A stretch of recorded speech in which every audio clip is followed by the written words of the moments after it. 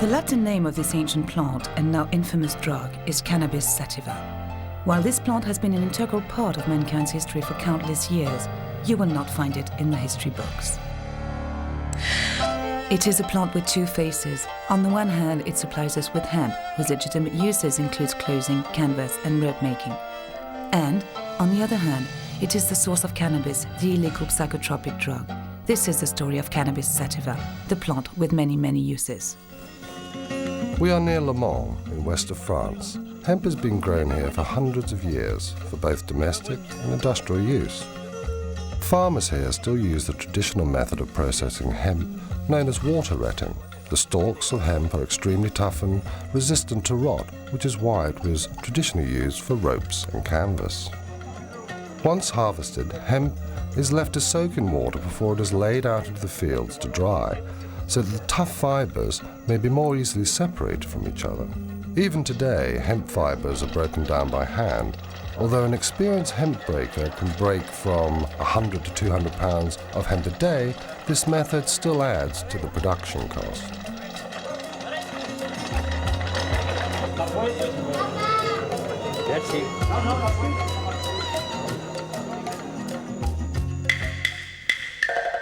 Cannabis sativa is one of the most ancient plants cultivated by mankind.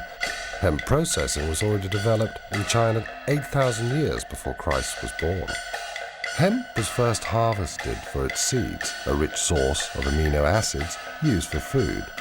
Then it was discovered that by breaking the stalks, they could use the fibers to make paper, as well as fishing nets and up to 5,000 hemp-related products, including, of course, textiles.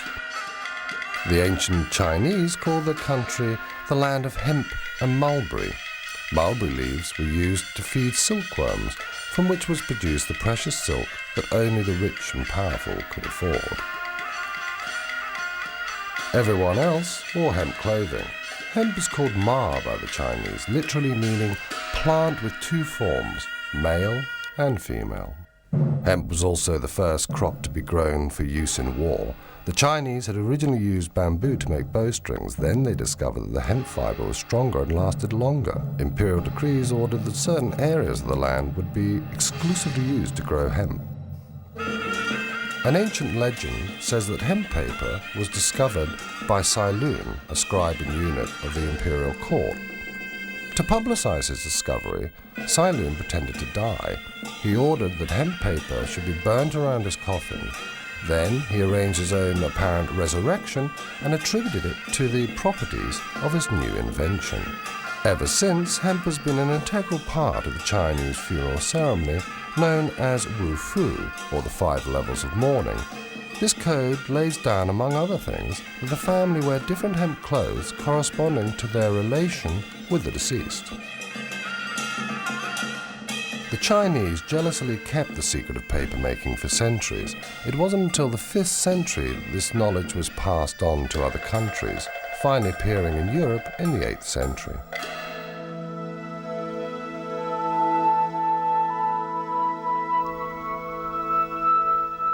The word cannabis comes from the Babylonian canna, meaning cane or stalk, bis meaning twice, with 2 forms or sexes, cannabis. Interestingly, it has the same meaning in Chinese. The word ma is a word from a completely different culture, yet it means exactly the same. Ma means the plant from which we take the fibers and which has 2 sexes. For good hemp, you have to look for rich, strong fibers, and these attributes are most marked in the male plant. The female plant, on the other hand, is a plant used in smoking, because all the psychoactive substances concentrate there. It is a plant with 2 sexes, 2 attributes. This is something completely fundamental.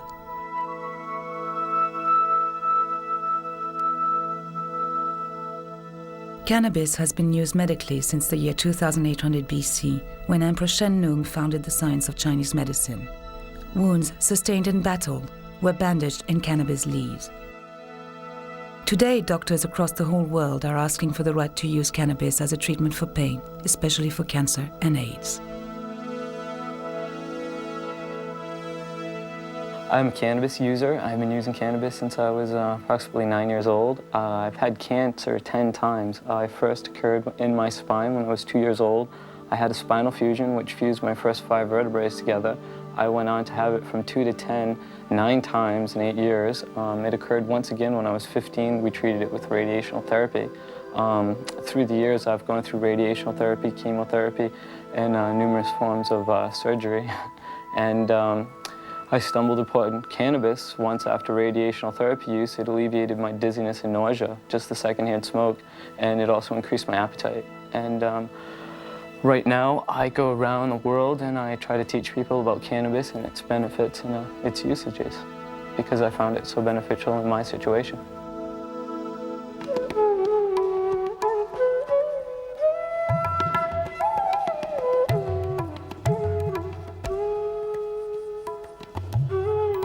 Cannabis was also grown in the foothills of the Indian continent, today's Kazakhstan, Pakistan, Nepal and Kashmir.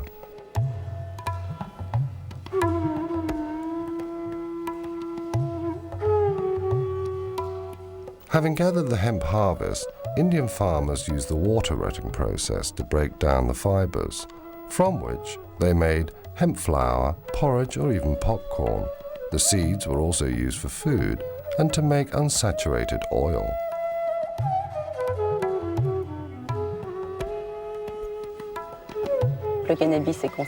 Cannabis is dedicated to Kali, the Hindu goddess, with 2 faces, destruction and reincarnation.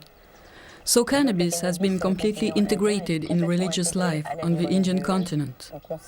Cannabis is consumed in a religious way to show devotion to the goddess, as we do ourselves with wine in the Holy Communion of the Catholic Church. Cannabis is also consumed socially. Indeed, you cannot imagine a wedding or a baptism without cannabis on the Indian continent.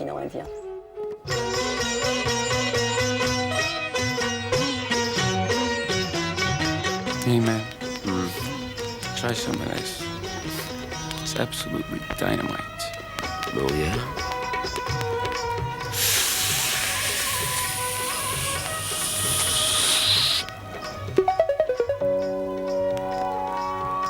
The physical effects of marijuana. The first sensations may be felt instantly after having smoked some grass, or an hour after having eaten it.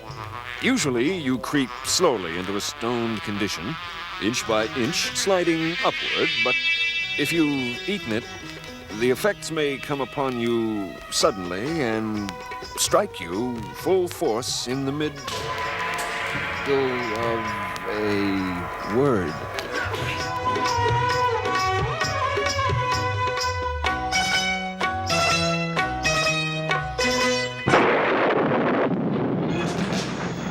In the 3rd century AD, the Roman Emperor Gallian encouraged cannabis use, which he thought would make his people happy.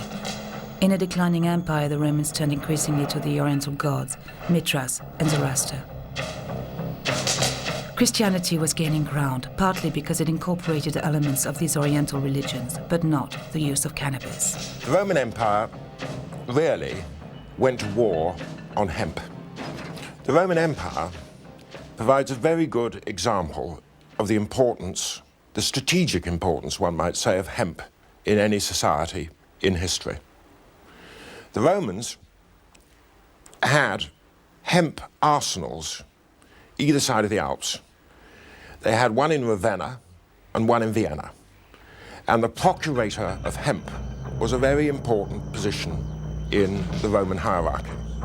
That is not to say that hemp was only used by the Romans to make war with. It had its place in all the aspects of hemp and all the aspects of fibers that you can imagine that it would have, i.e. it figured in clothing, shelter, food, defense, aggression, and medicine. Later on, Christians associated cannabis with the devil, and its use was supposed to be part of the satanic ritual. By 1484, Pope Innocent VIII declared that smoking cannabis was sacrilegious, and he promoted wine as the only Christian holy sacrament. It seems that knowledge of the psychotropic properties of the plant had been lost, at least as far as official science was concerned. It became a hidden, secret knowledge. Only people who really had a good knowledge of plants and their healing powers continued to use the plant. And having a good knowledge of plants at that time was not generally a good idea, because such people were thought to be witches. They were called witches because they knew about things that ordinary people didn't know about and didn't understand. It was only in the 9th century that hemp cultivation was encouraged again by Charlemagne. In the monasteries, monks wrote their manuscripts on hemp paper by the light of a hemp oil lamp. In 1945, Gutenberg printed the first Bible. It was printed on hemp paper.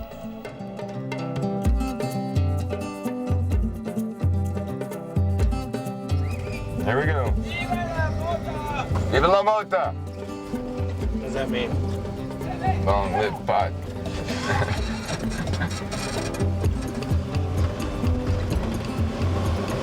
I have a good background and good education. I have 10 years of college, master's degree in biology, and 4 years in the School of Public Health at UCLA. So I started putting together a museum. Slowly people started giving me things they thought were hemp, and I looked around and found things that were historical.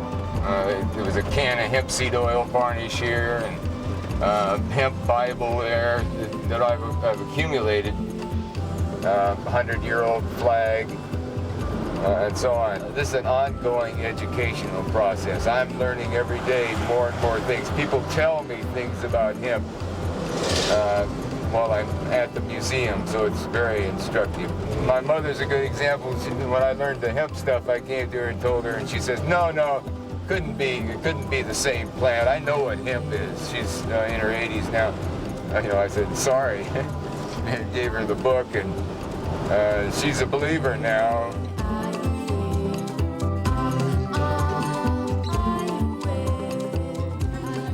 In the 16th century in France, François Rabelais, a doctor and writer, wrote surreptitiously about cannabis in his famous book, Gargantua and Pantagruel.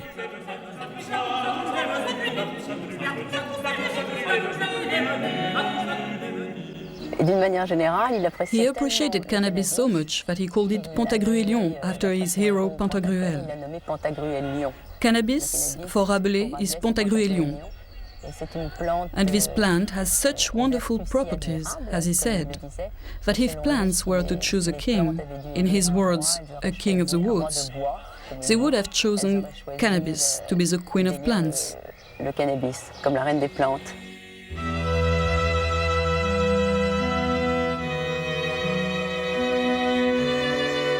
Rabelais' essay on Pantagruelion, stroke hemp, is corroborated by modern authorities. In particular, I could cite a noted French historian called Pierre Goubert. He was quite convinced that the marked increase in prosperity in the late 16th and 17th century in Western France was due, not exclusively, but primarily to the organisation of the hemp and flax industries. We may remember that at the end of the 15th century, Spain was the mistress of the Indies. And it was, according to Goubert, the organisation of the hemp and flax industries and their sale to Spain, their trade with Spain, that led to the rise in births, in marriages, into a general level of both population and prosperity at that time in France. In 1492, Christopher Columbus discovered America and at the same time introduced hemp to the New World. He offered the natives gifts including hemp seeds and cloths. Hemp was used to make sails and rope. Thanks to this crop, France, England, Spain and Portugal could strengthen and increase their maritime power.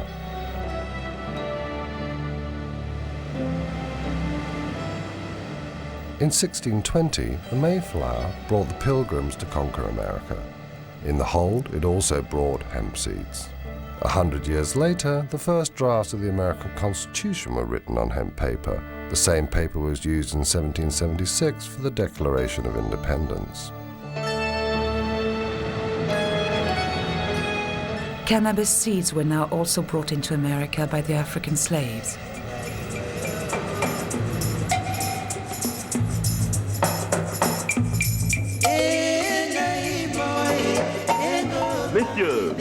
Messieurs, voici un jeune homme en bonne santé, fort robuste, excellent travailleur.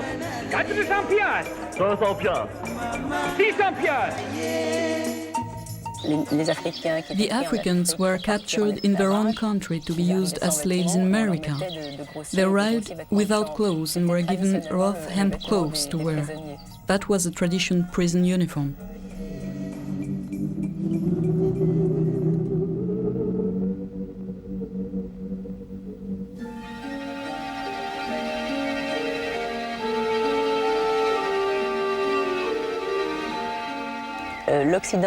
Western countries rediscovered cannabis, or at least its psychotropic properties, which had been hidden from people for centuries, during the expansion of their empires, which also introduced them to other cultural influences. The English rediscovered cannabis in India, and the French did the same in North Africa. When Bonaparte launched his Egyptian campaign, the soldiers brought back home many souvenirs, including hashish. The modern history of hashish in France goes back to Napoleon's Egyptian campaign. Bonaparte was almost assassinated by an Egyptian who had taken hashish. That's how our relation with cannabis started, because straight away Napoleon banned cannabis in Egypt.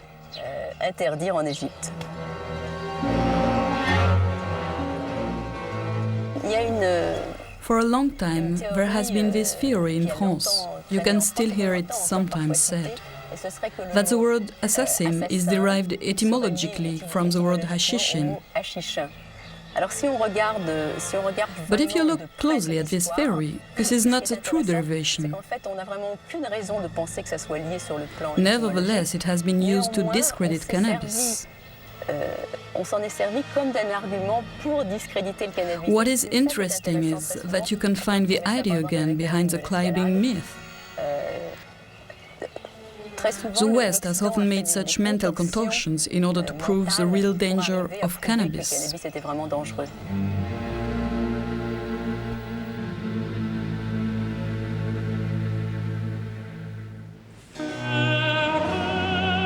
England has been using hemp as a strategic material for centuries.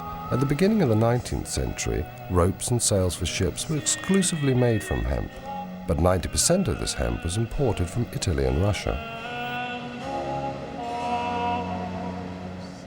The United Kingdom was seriously worried about maintaining its hemp supplies during the expansion of the Napoleonic Empire.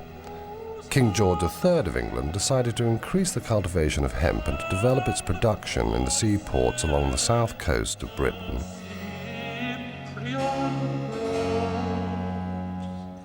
Now, Bridport is a most remarkable seaport. It has been making, growing, manufacturing hemp, flax, sailcloth, ropes, twines, nets of every conceivable description since time out of mind. And I use the phrase time out of mind because it was used in a charter by King John of 1213, where he wrote to the burgesses of Bridport and exhorted them night and day to make cables and ropes of every description.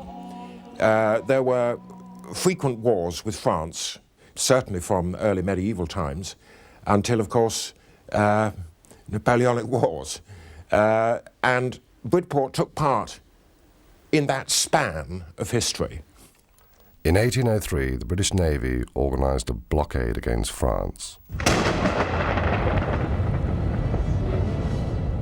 Napoleon counteracted by signing an agreement with the Tsar Alexander I. This contract was called the Tilsit Treaty, and it especially forbade any export of hemp to England and America, thereby depriving them both of the use of hemp towards their sailcloth, rope, and other hemp product used in the war effort. Despite Napoleon's protests, Alexander I allowed merchants to smuggle hemp to Britain. This is one of the reasons why Napoleon decided to invade Russia. But the severe early winter of 1812 forced him to withdraw his troops and led to the end of his empire.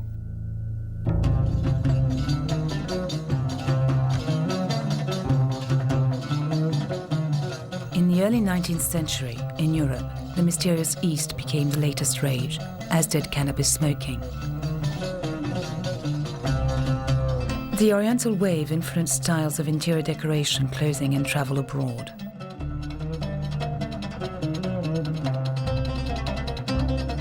To be in fashion, people smoked hashish with the traditional water pipe and discovered its potent effects on lovemaking. In Paris, the famous Assassin Club was located at Hotel Pimodon. Artists and writers came here to eat Dr. Joseph Moreau de Tours' famous jam, which incorporated hashish. Among them were Théophile Gautier, Eugène Delacroix, Charles Baudelaire, Alexandre Dumas, Gérard de Nerval.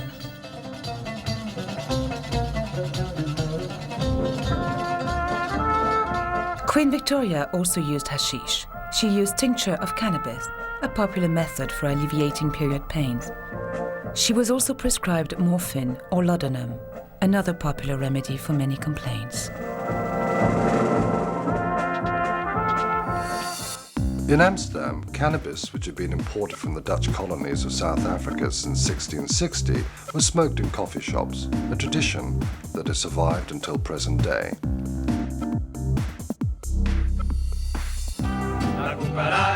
At the end of the 19th century, Indian migrants brought cannabis into Mexico, where it was named marijuana and then became the symbol of Pancho Villa's rebellion with the song La Cucaracha.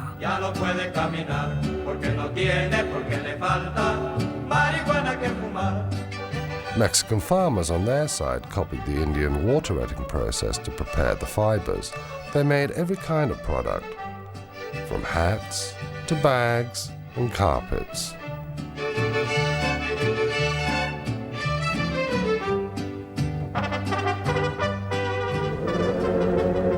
Marijuana traveled from Mexico to the southern states of America. Black people working in the cotton plantations smoked it to try and soften their harsh lives, which were aggravated by the economic aftermath of the Civil War. Marijuana fever hit the suburbs of Louisville through Dixieland jazz and swing.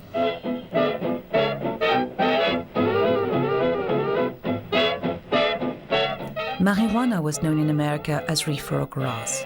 Within a few years, reefer songs spread widely from the music clubs which had appeared everywhere where the immigrant black community settled. Have you ever met that funny reefer man? Have you ever met that funny reefer man? Along with new developments in the hemp industry and a growing awareness of the dangers of alcohol, marijuana began to be the subject of interest in the corridors of political power. In 1911, New Orleans and then Louisiana and Mississippi and a couple of states along the Mississippi River outlawed marijuana. Meanwhile, alcohol was increasingly being seen as a danger to society. American women lobbied for alcohol to be banned. They succeeded with prohibition, which led to illegal speakeasies, the proceeds of which enriched criminals and resulted in violence and gang warfare. Alcohol was legalized again in 1933. Then all of a sudden alcohol was becoming legal again, and all these agents didn't have anything to do, and Harry Anslinger thought, well, we should have a law against hemp, and so did William Randolph Hearst, and so did DuPont, and the three companies got together, and other people claiming the cotton industry joined in to outlaw hemp because it was making a huge comeback. And the reason it was making a huge comeback is that it took 200 to 300 hours to plant, harvest, and make ready for fiber, acre of hemp. But all of a sudden, in the 1930s, that 200 or 300 man-hours per acre went down to 1 man-hour per acre. It was a better fiber than any other fiber and previous hemp fibers. And that was the beginning of the end of all fibers, as being the only synthetic. Nylon, which is the new synthetic, would have to make way for the reintroduction of hemp as an inexpensive fiber, as well as the strongest, the best, the longest lasting, and the softest fiber.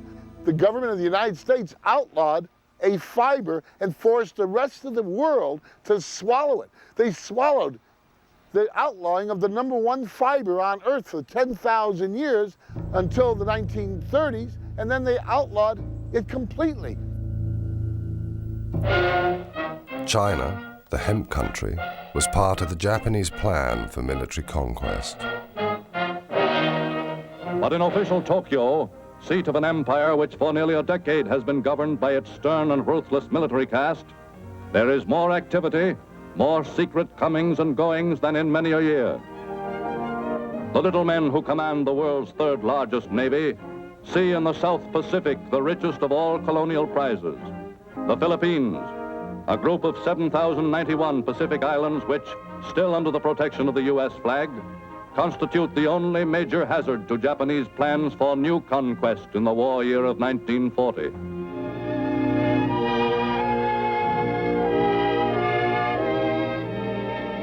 Already one important island industry, the growing and processing of Manila hemp, is almost entirely under Japanese control.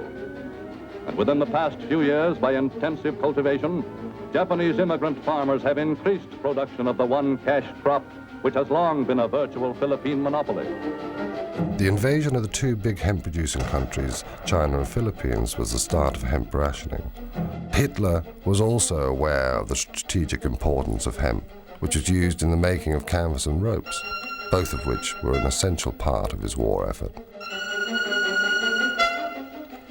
In 1941, when the German army invaded Russia, it blocked Britain's supply of Russian hemp.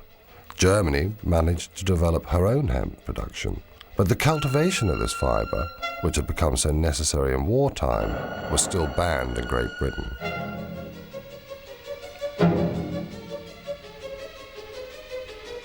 In 1942, the German troops reached the center of Russia. The land continued to produce hemp, which enabled Hitler to move confidently to the next stage of his plans for the Reich.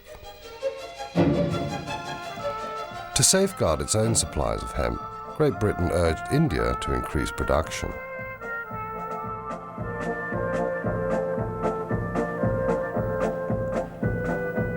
Meanwhile, war was spreading to Japan.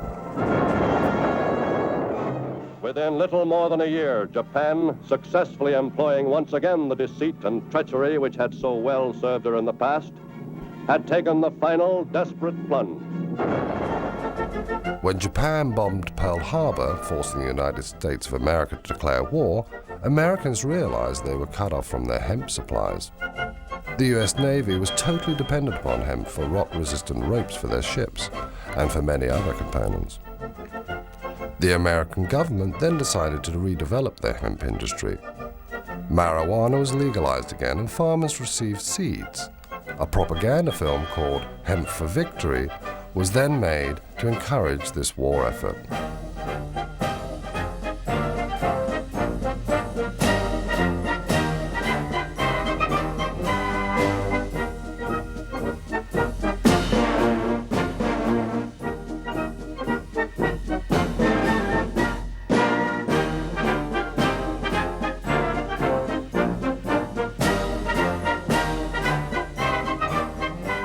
The Allies' air forces were completely reliant upon hemp. Parachute straps, packs and belts were made out of hemp. No other available fiber was so strong and so reliable under combat conditions. After General MacArthur had forced the Japanese to withdraw from the Philippines, hemp production soon reached pre-war levels again. After the war years, a new world arose from the ashes of the old. India gained independence.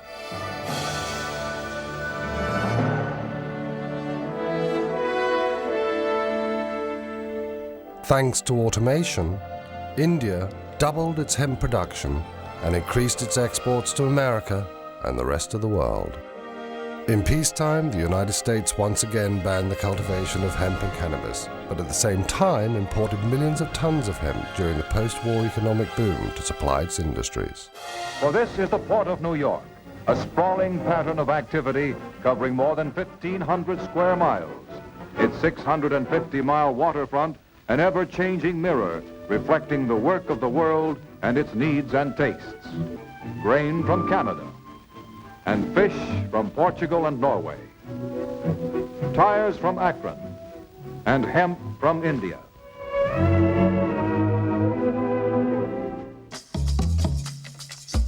During the post-war years in France, hemp growing and processing went through a revitalized industrial revolution.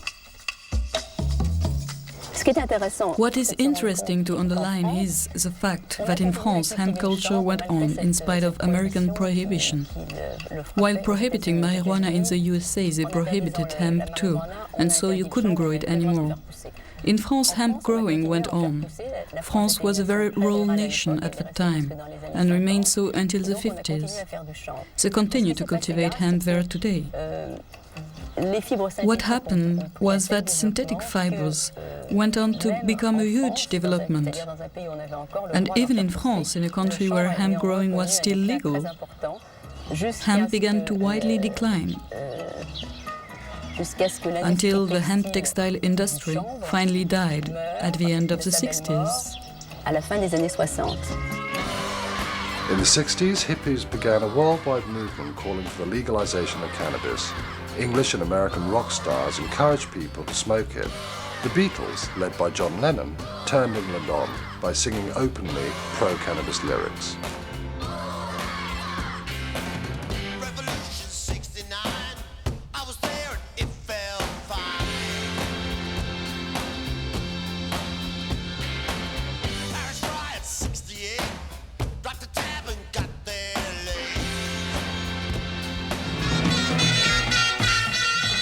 The Rolling Stones' preference for Moroccan hashish brought them more fans, offering an alternative to the Beatles and to the fashion for things Indian. Hippies then decided to hit the road for Morocco. Do you see the fields over there on the mountain? At this time of year, you can't find any other plant growing there, because this is the only crop that grows here. Can you see how easily it grows? You can find it even in front of the hotel. I think if these people had to choose a symbol, it would definitely be the hashish flower.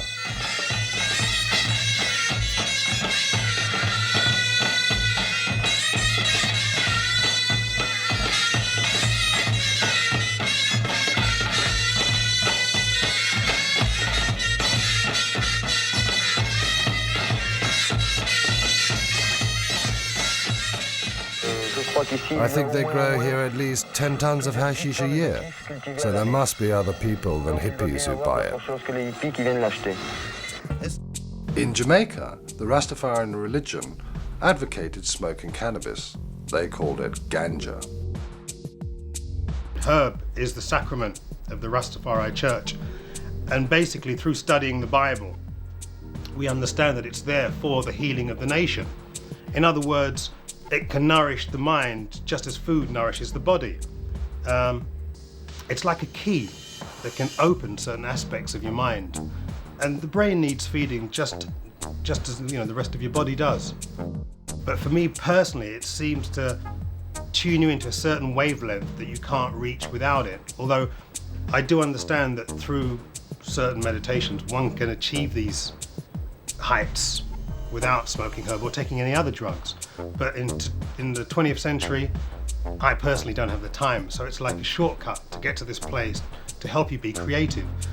And another thing I find really interesting about weed is how through the smoking of it or the trying to acquire it, it brings together people of different classes, backgrounds, cultures. And in bringing those people together, there's an exchange of ideas, and through that exchange, other things happen. At the same time, cannabis was legalized in Holland. That's how Ben Dronkers was able to become the first legal producer of marijuana to become a millionaire. Here we find different varieties that me and my colleagues, we tested out by once in a while, looking at the plants and try them out. In that sense, it's a war where people can always look and go back to and say, this variety had a certain smell or a certain aroma. Quality is very important, and it's the most important factor where we look at.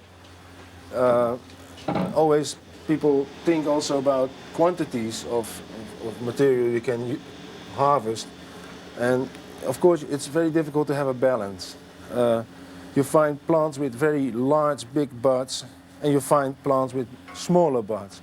But even the plants like this that have a very small bud is one of our basic plants we have for the breeding of many of the strong varieties that you can see on this side. That means that some of the strengths and some of the important potency we always try to bring back in one variety, and that is the variety that people buy in the shop. And that is the importance of good seed, is like any farmer could know that that's the start, and then you end up with some good materials. The Sensi Seed Bank grows the best marijuana seeds in the world, I think, for many years. Also, we want to make the best hemp seeds from the world, and we're working very hard on that.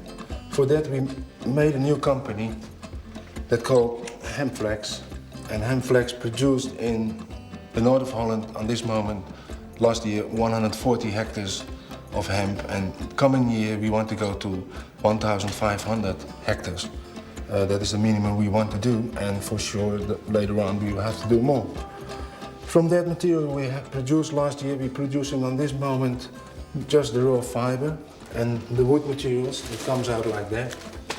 And from the wood we have the plan to make cat litter, and actually the same things like people want to do in England.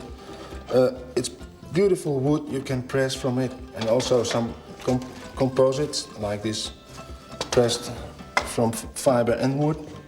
And very interesting, what I like, one of the things I like myself the most is the isolation material. It smells good, you can make it fireproof, and it's much better than all the glass fiber that is all in these living rooms out there. So hemp is the future.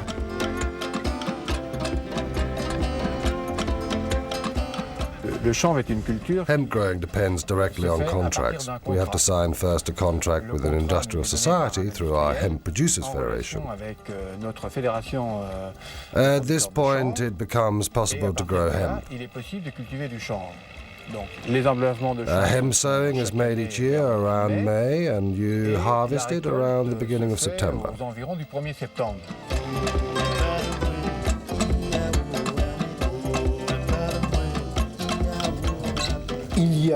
In Le Mans in France, they produce hemp seeds which contains a very low toxical agents level. Hemp legalization is very precise and obliges producers to use varieties which have been tested and contain no drug. They must have not only a strong agricultural potential, but a very low THC rate too.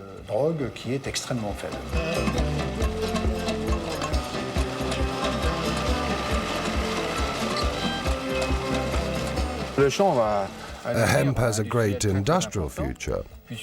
According to the tests we have made and the hemp uses we have developed, you can see that hemp adapted well to a lot of industrial uses, well, such as paper, also textile.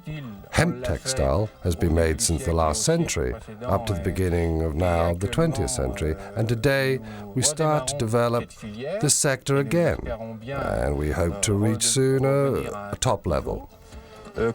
As far as other industrial uses are concerned, we have now a lot of French and foreign demands to test this material. Here, for example, amongst others, for hemp industrial use, a German asked us to test and incorporate hemp in the breaking disc manufacturing process, because it's very resistant and non-toxic at all. Non-toxic for human beings. Hemp renewal has drawn the attention of the American Cannabis Bible and magazine High Times, who sent their intrepid journalist Ed Rosenthal to Europe and Hungary to bring back photographs. Ed has issued a book called Hemp Today.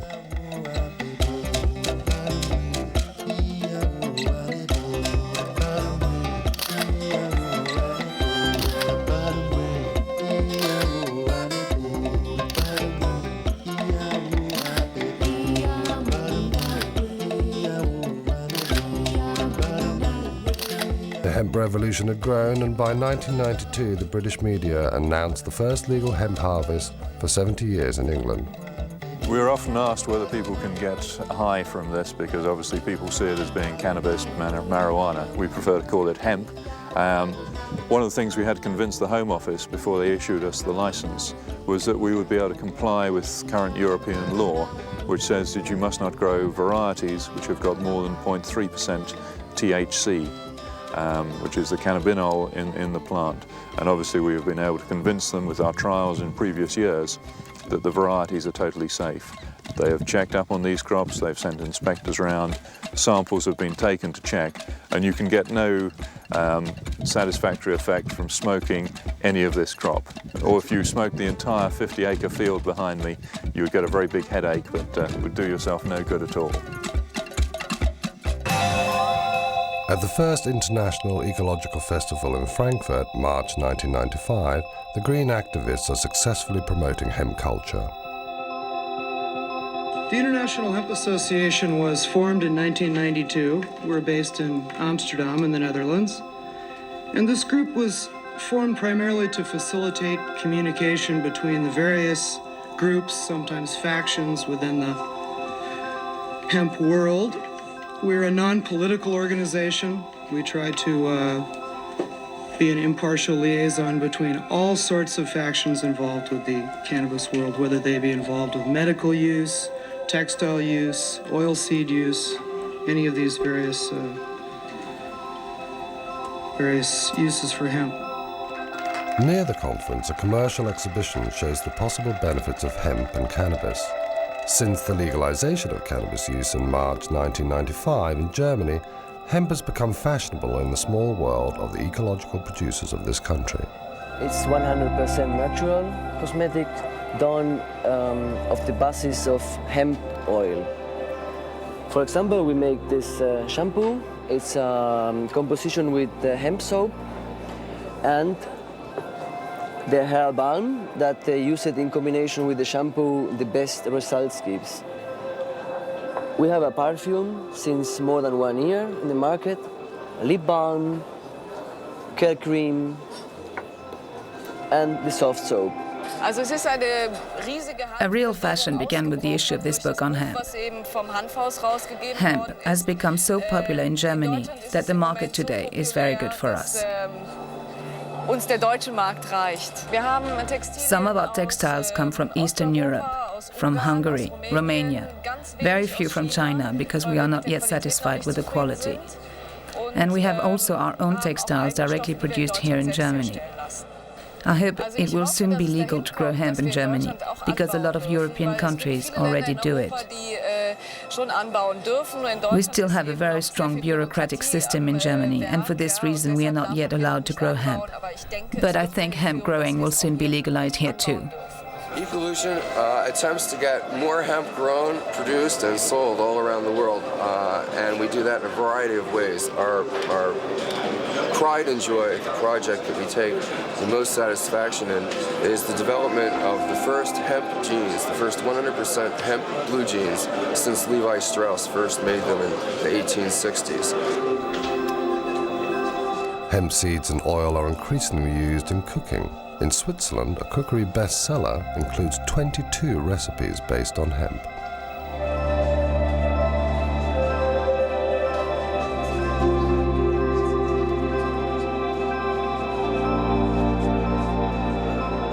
My name is Matthias Bröckers.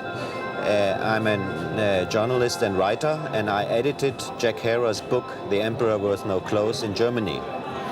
We added a lot of scientific data and stuff on the German and European history of hemp to the American Emperor Wears No Clothes. And so the book went a bestseller in Germany immediately. We started Hanfhaus, a company which is developing and selling products from hemp. And the most important and most revolutionary product is Sativa, a washing detergent from hemp oil. The main difference is certainly that hemp is an ecological culture. Hemp growing doesn't need any weed killer, no pesticide. This raw material grows naturally and it doesn't need any chemical interventions. This is surely the most important thing. In France, you can even build houses out of boards made of hemp fiber. The producers ensure that they are protected against fire and rot. This material is long-lasting, has good insulating properties, and is strong and flexible. Hemp can save the world. Hemp, it can give you food, clothing, shelter, the three basics, then paper, the thing man needs more than anything else in the world. It can give you oils for your brain, for your membranes that you can't get from any other source. It can give you good protein. It can give you all the benefits that the ingenuity of the mind of man can conceive of. It can do that easily because of the enthusiasm that people will have toward a whole new industrial set of tinker toys to balance against the tinker toys of oil. The people who are cutting down the forests, the big businessmen who want to profit right now, not a profit 20 years from now. People who are not trying to think in terms of construction, but they're thinking absolutely in terms of destruction. Now, whoever these people are, they are small men at the center of things. Put hemp into the mix, and maybe some of them would get shuffled to the outside, and maybe we'd have a happier life. Anyway, as a science fiction writer, I tell you that hemp is an excitement to me because it's like the miracle ingredient, newly discovered but ancient as time, that can solve all the problems.